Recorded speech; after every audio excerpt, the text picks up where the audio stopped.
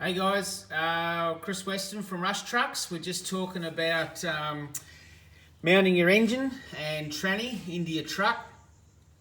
There's a couple of different ways you can do it. This is just an example of what we've done on this truck, and there's a couple others similar. And then some other drivers have done their own engine mounts. So this one with the mounts here off the chassis, they come in a flat pack form that you can weld yourself, and then we just buy a little Albans billet aluminium thing that sits off the block, and that black bush in there is pretty strong, just takes the 7/16 bolt. So this is, we make it longer than this, and then you can just cut to shape and weld it up, and depending on where you mount your engine.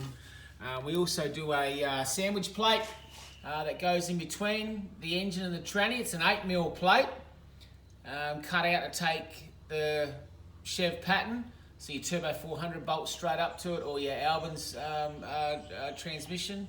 Just longer dowels there to locate the tranny, and then you've got these little wings that come off the chassis, just weld on there, so you can take your tranny out and leave the engine, or leave the tranny and take the engine out.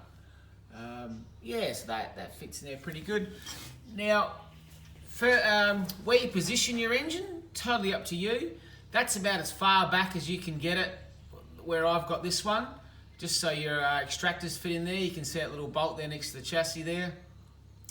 But you've got about 3 inches up the front if you want to mount it further forward before the pulleys hit any of the chassis rails up there.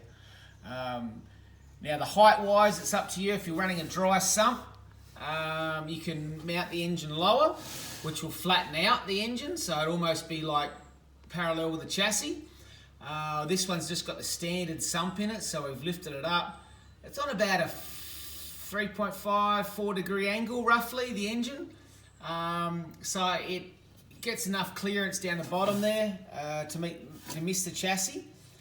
And we've gone to a remote oil filter, which comes out here. If you mount it up high, you can get your little oil filter in there, but it's going to hit the chassis. That's why we've got a remote one.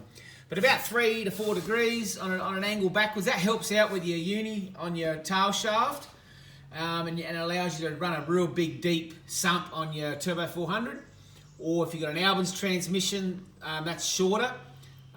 So you can run, you got heaps of sump clearance here as well. But this just gives you a bit of an idea of the position, the angle, what you can use for your mounts, or you can make similar ones to these, or when you order your flat pack, you just order these little engine mounts as well that will bolt straight on. Just giving you a few ideas on where and how to mount it. So yeah, hopefully this helps you out, and like I said, there's always different options. People mount them differently, different positions, different mounts, solid mount, rubber mount. It's sort of your preference on what you want to do, but this just gives you a couple of ideas.